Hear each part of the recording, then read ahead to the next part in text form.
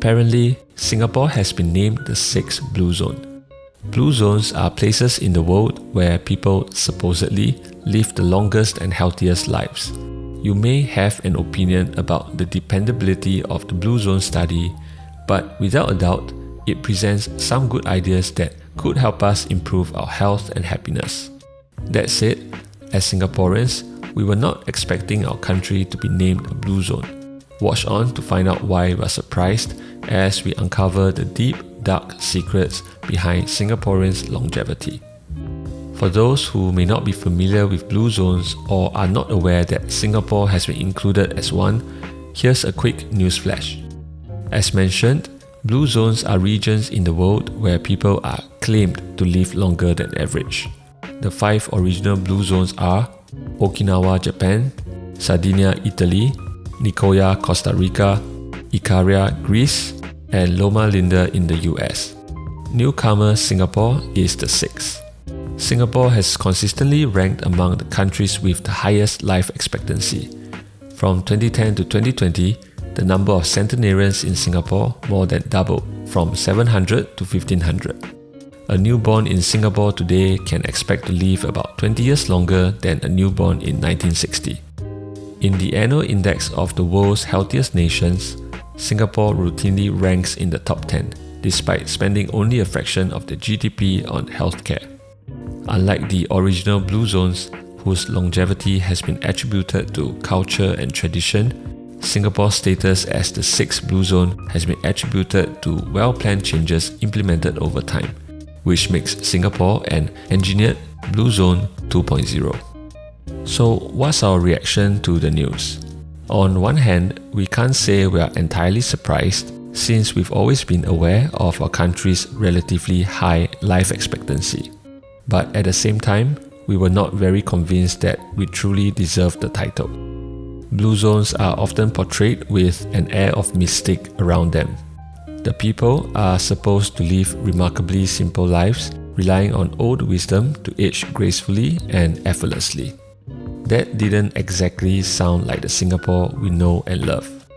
To illustrate why, let's compare Singapore with what the team at the Blue Zones project calls the Power 9. 9 takeaways believed to be shared in common between the 5 original Blue Zones. Number 1. Move naturally.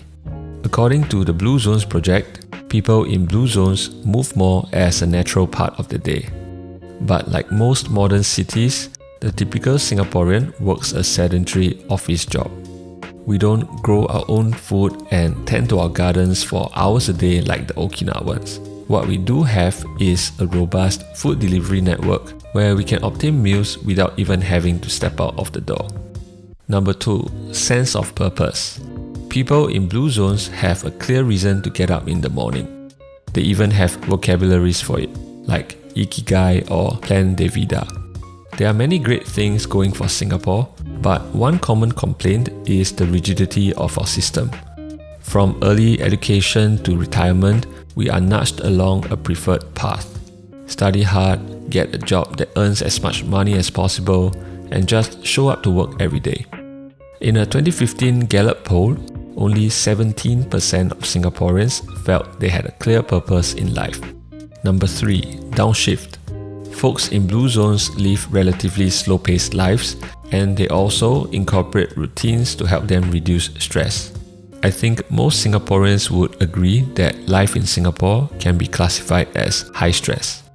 We certainly didn't go from a fishing village to a vulnerable, newly independent nation to an economic success story in such a short period of time by downshifting. Number 4. 80% rule. People in Blue Zones eat wisely and prevent overeating by stopping when they're 70 to 80% full. With newfound abundance and prosperity, there's not a rule many Singaporeans live by anymore. We're almost halfway through the list, and so far there's not much to suggest that we are Blue Zones material. But numbers are numbers, and according to the numbers, Singaporeans do tend to live longer than many parts of the world. So what's our secret? Well, obviously, the truth is there are no secrets. The truth is that if you eat well, move more and worry less, you will be healthier and happier. Yet, despite not eating well, moving more or worrying less, Singaporeans are still living a relatively long time. In Dan Buettner's new book, he suggests that one lesson to learn from an island is to focus on financial success. To us, that sounds like the most straightforward answer to why Singaporeans are living longer. Objectively speaking, we have pretty impressive healthcare. We're good at detecting diseases early and managing those conditions well. But even more importantly, the average Singaporean, to a reasonable extent, can afford to get the timely medical care they need. Quick story. One day, my dad felt numbness in his arm, so he called his doctor. The doctor said to come down to the hospital immediately and admitted him into an intensive care unit. Shortly, 5 stents were inserted into his heart, and today, he has total quality of life with the help of medication. That was possible largely thanks to the country's focus on financial success. But it may have come at a cost. Across the board, trends show that Singaporeans' health is declining. There's been an increase in chronic diseases like diabetes and high blood cholesterol. There's an increase in obesity. Our mental well-being has also declined, with young adults more affected compared to other age groups. Singaporeans are living longer not because we are healthier and happier. We are living longer despite being unhealthier and unhappier. So, does Singapore deserve the title of Blue Zone?